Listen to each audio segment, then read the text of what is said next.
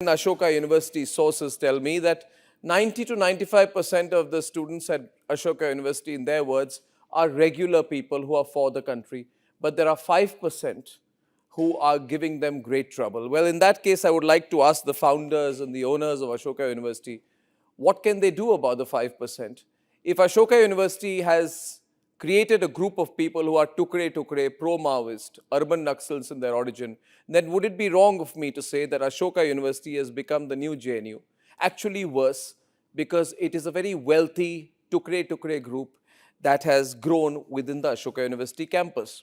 I'm not saying that the arrest of Professor Ali Khan, Mahmoodabad, whether he should have been arrested, whether he should be put in jail. Of course, the matter will go to the Supreme Court. I'm 100% sure the guy is going to get bail, but that's not the issue. That's not the issue. The issue should be, and we are no one to advise the highest courts of the country, what this man has done.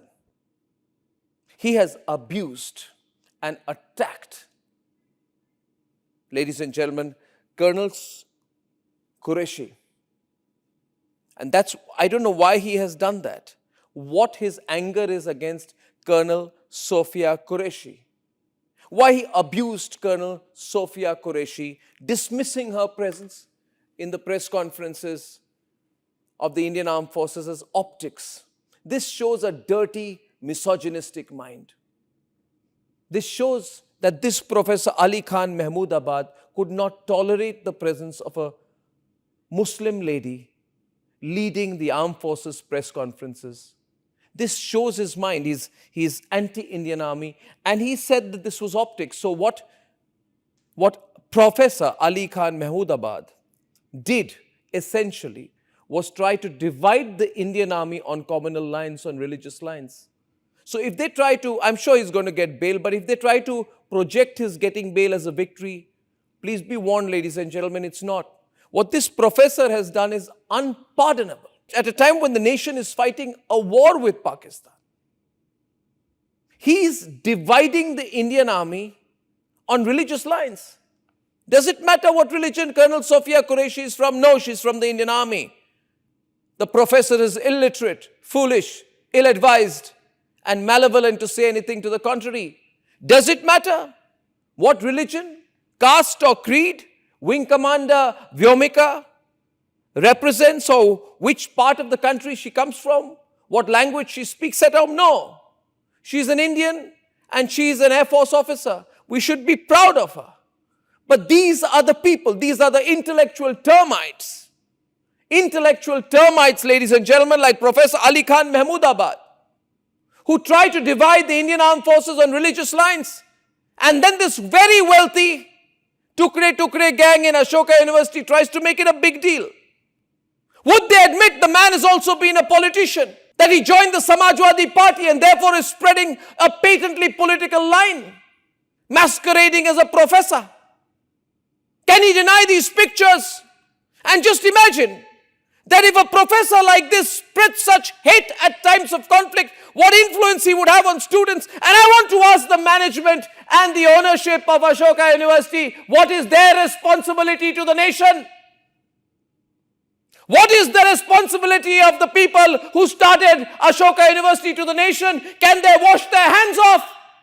Can they say it doesn't matter that a person in Ashoka University is dividing the army on religious lines? It doesn't matter that he's anti-women, that he's misogynistic, that he's breaking the country apart at a time of conflict, and that he's saying that we should be concerned about lynchings of Muslims rather than putting Colonel Sofiya Qureshi in a press conference. That is a Pakistani line, ladies and gentlemen. That's a patently Pakistani line. And I think it's so sad that you call the press conference an illusion. This politician masquerading as a professor should consider what he has done. I'm sure he'll get bail, but it's not about bail, it's about what he's done. To say that the presence of a Muslim senior army officer in a press conference is just optics shows the depravity of his mind. I would like to know how many times he has spoken against triple talaq and nikah halala. I would like to know whether he was part of the Shaheen Bagh brigade.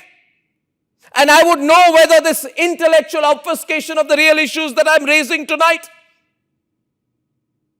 can take away from the core fact that in a leading, wealthy, private university in the National Capital Region, the ownership of the university does not till this moment take responsibility for the fact that one of its professors is speaking against the Indian Army at a time of conflict. Can they wash their hands off? I'm asking you, ladies and gentlemen, it's a question. Can the Ashoka University founders wash their hands off and call this freedom of expression? Would any of them talk the same language as their own professor?